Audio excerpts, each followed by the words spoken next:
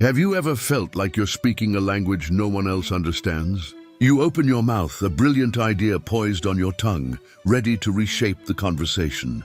But the words are lost, swallowed by the louder, more confident voices that dominate the room. We see you in that meeting, shoulders slumping just a little more with each interruption. Your gaze falling from the faces of your colleagues to the sterile surface of the conference table. You feel like a ghost at your own meeting, present in body but entirely absent in impact. The silence that follows isn't one of respect, but of dismissal. It's the crushing silence of being utterly and completely overlooked. You shrink into your chair, the idea that once burned so brightly now a dying ember. And you begin to wonder if you were ever really there at all. This feeling isn't confined to the boardroom.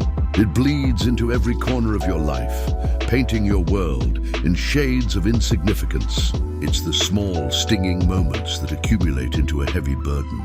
You're at a coffee shop, and the barista hands you the wrong order. You open your mouth to correct them, but the words catch in your throat. It's easier to just accept it, to drink the bitter coffee you didn't want, than to risk a moment of confrontation. You watch as your friends make exciting plans for the weekend, laughing and sharing details right in front of you. But the invitation never extends your way. It's as if a transparent wall stands between you and the rest of the world. Then comes the ultimate slight.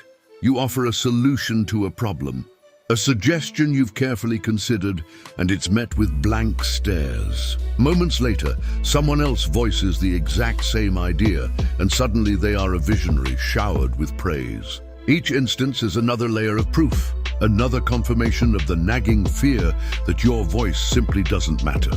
There is always a moment, a single point in time, when the weight becomes too much to bear. For you, it comes on a grey, rain-slicked evening. The city lights blur into streaks of color on the wet pavement. You look down, and in the murky reflection of a puddle, you see a stranger staring back. You see the hesitant eyes, the downturned lips, the defeated posture. This is the person you've become.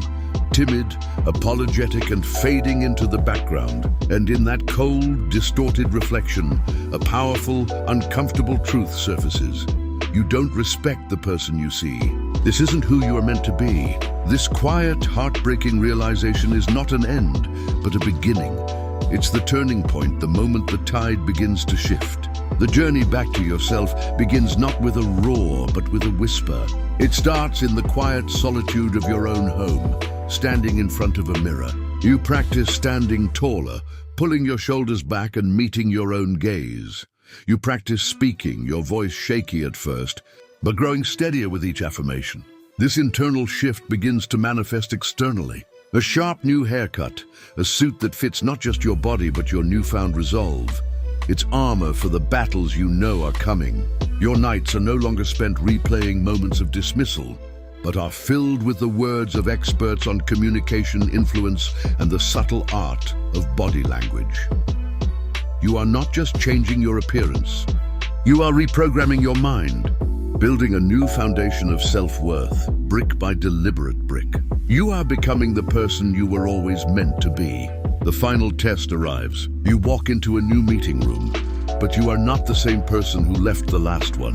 You carry yourself with a calm, unshakable certainty. The air around you is different. When the moment comes, you speak. Your voice is clear, your words are concise, and your point is undeniable. A hush falls over the room. Heads turn, eyes lock onto yours, not with dismissal, but with genuine interest. They are listening, every single one of them. In this moment, you haven't just won their attention. You have claimed your own power, because you finally understand that the first person who needed to take you seriously was always you.